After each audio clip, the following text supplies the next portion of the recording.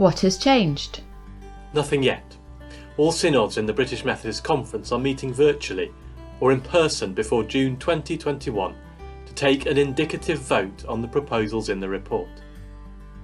These votes will be passed back to conference to give feedback regarding the proposals included in the report, which includes the proposal to permit same-sex marriages to take place in Methodist churches who opt in. The conference will vote on the proposals when it meets in 2021. You can find out more about the different proposals in a separate video. How will my local church be affected? If the God in Love Unites Us proposals are agreed at the Methodist Conference in 2021, your local church will be asked to have a conversation about whether or not to conduct marriages of same-sex couples in your building. It will be entirely up to the stewards and members about whether or not to opt in, and it will not affect your standing with the rest of the connection, no matter what you decide. Would the Methodist Church be the first church in Britain to allow same-sex marriage in church? No. There are other churches who already allow it, including the Scottish Episcopal Church, United Reformed Church, Quakers and some Baptist churches. In every case, local churches and ministers would have the option to discern what is right for them. It would be the same in the Methodist Church. We would still maintain good ecumenical links with all other traditions, whatever their stance. What if I'm opposed to same-sex marriage? The proposed new rule on marriage says that within Methodism, marriage is understood in two ways, one of which is the belief that marriage can only be between a man and a woman. Your understanding is therefore still honoured and recognised.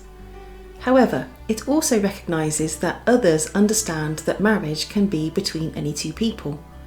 The Methodist Church would affirm both these positions and make provision for them. The proposals recognise that Methodists hold different views on the subject of marriage, and because of this, safeguards have been added to make sure no one is coerced into acting against their conscience. No one is being asked to take part in a service or any other event that they would feel unhappy about. Opposing the marriage of same-sex couples will not affect your ability to be a member, hold office, or exercise ministry. However, those who wish to welcome and celebrate same-sex marriages in their particular church will be able to do so. Will I be forced to change my mind? No one is being forced to change their view. These proposals ask all Methodists to recognise that we live in a diverse church. All of us are being asked whether we can live with people with whom we disagree and who will act in a different way to us because of differing convictions. How will this affect ministers?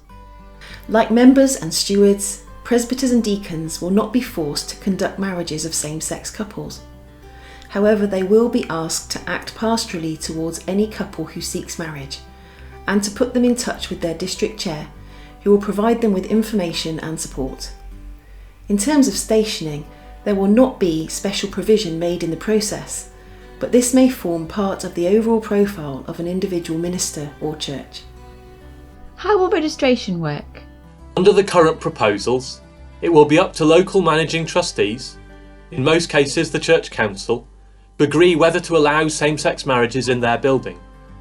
In England and Wales, this will mean contacting the local registrar to register the building and receive the necessary permissions and paperwork. In Scotland, it is slightly different, as premises are not registered, but managing trustees will still need to give their formal consent for the use of Methodist buildings. What about local ecumenical partnerships? Currently, all denominations involved in a particular LEP need to be able to give permission for registration for same-sex marriage to take place. So, for example, if the proposals pass, LEPs between the Methodist Church and the United Reformed Church could celebrate same-sex marriages, while LEPs with the Church of England would not be able to until the Church of England's rules change.